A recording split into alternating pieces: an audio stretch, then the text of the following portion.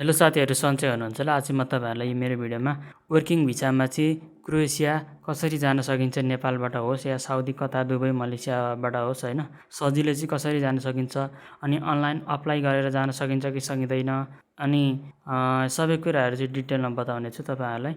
आउनुहोस् यो भिडियो सुरु गरौँ। यो भिडियो सुरु गर्नुभन्दा पहिला चाहिँ मेरो युट्युब च्यानल विनोद टेक संसारलाई चाहिँ हजुरहरूले सब्सक्राइब गरिदिनु होला। अनि हजुरहरूको यस्तै माया साथ सपोर्ट मलाई चाहिरहनेछ।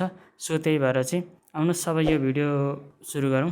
सबभन्दा पहिला चाहिँ यो क्रोएसिया भन्ने देश कस्तो देश हो होइन, यो कहाँ पर्छ भन्ने कुरा चाहिँ बुझौँ। यो क्रोएसिया भन्ने देश चाहिँ युरोपमा पर्छ र यो लगभग अब यसको क्षेत्रफलको कुरा गर्ने भने 56,594 वर्ग किलोमिटर रहेको छ, यो जुन नेपालभन्दा सानो रहेको छ होइन। अनि यसको जनसङ्ख्याको कुरा गर्ने भने लगभग 40-41 लाख मात्रै जनसङ्ख्या बस्छन् होइन। त्यो पनि अब विभिन्न देशहरूबाट आएर बस्नेहरू छन् है। त्यसमा अब कुन धर्महरू मान्छन् भन्दाखेरि क्याथोलिक मान्नेहरू लगभग 85-86% छन् होइन। त्यसपछि अब यो अर्थोडक्स भन्ने धर्म मान्नेहरू छन्, जुन चाहिँ अलिकति पुरातन धर्म, अलि रूढिवादी टाइपको धर्महरू मान्ने यो 4% जति छन्। अनि इस्लाम धर्म 1.50% छ होइन।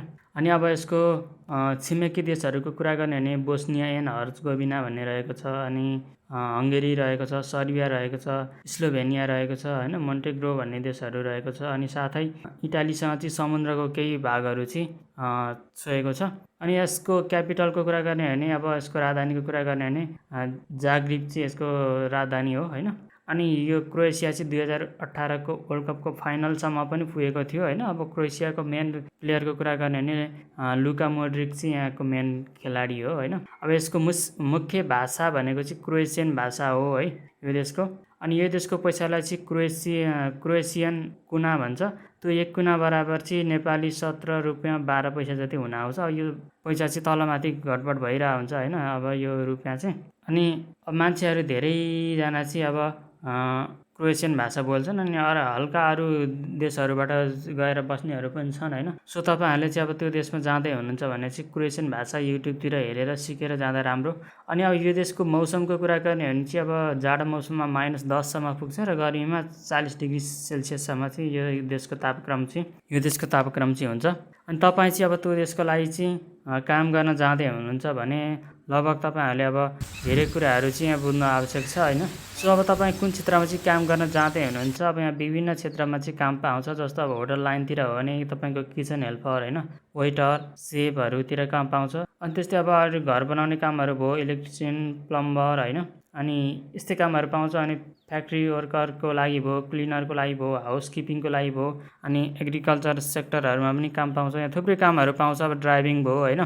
तपाईँहरूसँग चाहिँ स्किल छ भने तपाईँहरूले त्यही अनुसारको स्यालेरी पाउनुहुन्छ। तपाईँसँग चाहिँ अब स्किल छैन भने चाहिँ तपाईँले बेसिक स्यालेरी पाउनुहुन्छ। सो यहाँ चाहिँ अब तपाईँले नेपालबाट जान चाहिँ कति खर्च लाग्छ र त्यहाँ कति कमाइ हुन्छ अनि कति टाइम लाग्छ भन्ने कुरा चाहिँ अब तपाईँहरूलाई भन्न गइरहेको छु होइन।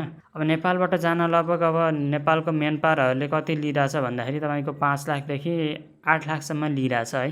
5 लाखदेखि 8 लाखसम्म लिइरहेछ। अनि तपाईँले चाहिँ जान प्रोसेसिङ गर्न कति टाइम लाग्छ भन्दा तपाईँको 6 महिनाभन्दा माथि लाग्छ। युरोपियन कन्ट्रीहरूमा अलिक बढी समय लाग्छ है। सो 6 महिनाभन्दा माथि अब 1 वर्ष, कतिलाई 2 वर्षसम्म पनि लागेको छ। जे होस् मिनिमम लगभग 4-5 महिनादेखि अब माथि नै लाग्छ टाइम। तपाईँको दुबई, कतार जस्तो अब 1 महिना 2 महिनामा भिसा आएर उडिहाल्ने भन्ने हुँदैन, त्यहाँ चाहिँ अलिक टाइम लाग्छ। अनि अब त्यहाँ स्यालेरी भनेको तपाईँको 550 युरोदेखि अब माथि रहेको छ। लगभग तपाईँको रोमानियामा जति कमाइ हुन्छ अब क्रोएसियामा नि त्यस्तै कमाइ हो होइन। अब तपाईँहरू रोमानिया पनि जान चाहनुहुन्छ अथवा क्रोएसिया जान चाहनुहुन्छ भने लगभग उस्तै कन्ट्रीहरू हुन् होइन। यो दुईवटा कन्ट्रीमध्ये कुन चाहिँ सेन्जेन चाँडो बन्छ भन्ने कुरामा मात्रै मुख्य कुराहरू रहेको छ। अब यहाँ कम्पनीको नियमअनुसार चाहिँ खाना बस्न दिएको हुन्छ र कुनै कम्पनीमा चाहिँ अब खाना दिएको हुन्छ, बस्न दिएको हुँदैन। कुनै कम्पनीमा खाना बस्न दिएको हुँदैन, तर अब स्यालेरी अलिकति बढी दिएको हुन्छ है। सो अब तपाईँहरूले ओटी पनि कम्पनीको नियमअनुसार गर्न पाउनुहुन्छ। त्यस्तै अब मेन कुरा भनेको तपाईँहरू चाहिँ लगभग अब त्यहाँबाट चाहिँ भागेर पोर्चुगलहरू छिर्न चाहनुहुन्छ भने चाहिँ धेरैजना छिरिरहेछन् होइन। तर अब तपाईँहरू त्यहीँ सेटिस्फाई हुनुहुन्छ भने चाहिँ त्यो नगर्नु होला, किनभने पोर्चुगलमा नि त्यही हो स्यालेरी लगभग अब 60-70-80 हजार त्यस्तै नै हो होइन। अनि तपाईँको रोमानिया, क्रोएसिया यी देशहरूमा पनि लगभग स्यालेरी त्यही नै हो, लगभग 60, 70, 80 हजार त्यही हो होइन। अब अलिकति तपाईँसँग स्किल छ भने अब 1 लाख, अब 140, 150 सम्म कमाइरहेछन् मान्छेहरूले होइन। तपाईँहरू चाहिँ अलिकति राम्रो सेफ हो होइन, वेटर हो भने चाहिँ अलिकति राम्रै स्यालेरी आउँछ। र तपाईँसँग चाहिँ अब के क्षेत्रको ज्ञानहरू छ होइन, त्यहाँ अब त्यस अनुसार हुन्छ। तपाईँले त्यो क्षेत्र त्यो देशको भाषा चाँडै सिक्नुभयो होइन, कामहरू पनि चाँडै सिक्नुभयो भने तपाईँको स्यालेरी पनि बढ्छ। अनि अर्को कुरा रह्यो अब रोमानिया पहिला सेन्जेन कन्ट्री बन्छ कि क्रोएसिया भन्ने कुरामा चाहिँ धेरैजना कन्फ्युज हुनुहुन्छ होइन। कुन बन्छ भन्ने कुरामा हामी पनि कन्फ्युजै छौँ होइन। लगभग अब रोमानियाले चाहिँ सेन्जेन कन्ट्रीको लागि आफ्नो डकुमेन्टहरू सब्मिट गरेको धेरै भइसक्यो उसले होइन। क्रोएसियाले भन्दा धेरै अगाडि सब्मिट गरेको हो। क्रोएसियाले पनि अब सब्मिट गरिसकेको छ होइन। अब सबै लगभग यो सेन्जेन कन्ट्री बन्ने लाइनमा 5-6वटा देशहरू छन् अझै। अब रोमानिया, क्रोएसिया बाहेक अरू देशहरू पनि छन् होइन। कुन चाहिँ पहिला बन्छ अब डकुमेन्ट सब्मिट गरेको अनुसार रोमानिया बन्नुपर्ने हो होइन। अब 2024सम्म चाहिँ थाहा हुन्छ, 23-24सम्म चाहिँ कुन चाहिँ सेन्जेन कन्ट्री बन्छ भन्ने कुरामा थाहा हुन्छ। अब सेन्जेन कन्ट्री बन्दाको एउटा फाइदा भनेको तपाईँको सेन्जेन कन्ट्रीको कुनै पनि 26 अरू राष्ट्र देशहरूमा जस्तो स्विजरल्यान्ड, नर्वे होइन, इटाली, जर्मन यी देशहरू जुन चाहिँ अब स्यालेरी बढी हुने देशहरूमा चाहिँ जान पाइयो क्या। तपाईँको त्यही भिसामा त्यो देशहरूमा चाहिँ जान पाउँछ होइन मजाले। अनि लगभग तपाईँको क्रोएसियाको जुन युवा वर्गहरू हुनुहुन्छ त्यो युवा वर्गहरू चाहिँ काम गर्नको लागि चाहिँ अरू देशहरू जानुहुन्छ होइन। बुढापाकाहरू मात्रै त्यो देशमा रहने हो, जस्तो अब इटाली भयो, जर्मन भयो होइन। अनि पैसा कमाएर आइसकेपछि बल्ल उनीहरू चाहिँ आफ्नै घरमा काम गर्न थाल्नुहुन्छ है। सबै देशहरूमा पनि त्यही छ, अब नेपालमा पनि त्यही नै छ। अब अस्ट्रेलिया, अमेरिका जाने अनि पछि पैसा कमाएर आइसकेपछि नेपालमा सेटल हुने टाइपको चाहिँ धेरै नेपालीहरू हुनुहुन्छ। यदि तपाईँ पनि अब जान चाहनुहुन्छ भने चाहिँ अब कुनै नेपालको कुनै अब मुख्य सहरहरू काठमाडौँ भयो, पोखरा भयो, चितवन भयो होइन, विराटनगर भयो, त्यहाँको चाहिँ अब मेन पावरहरूमा गएर तपाईँहरूले बुझ्न सक्नुहुन्छ। अब यो क्रोएसियाको लागि चाहिँ तपाईँले सबै डकुमेन्टहरू चाहिँ लगभग दिल्लीबाटै हुनुपर्छ होइन। सायद सबै कुराहरू चाहिँ दिल्लीबाटै गर्छ मेन पावरहरूले। सो त्यही भएर पनि अलिकति महँगो छ जानको लागि। लगभग तपाईँहरूले चाहिँ 5 लाखदेखि अब त्यही 6-7 लाखसम्म दिनु होला होइन। अब त्यसमा अब तपाईँहरूले सबै कुरा बुझेर मात्रै पैसा बुझाउनु होला है।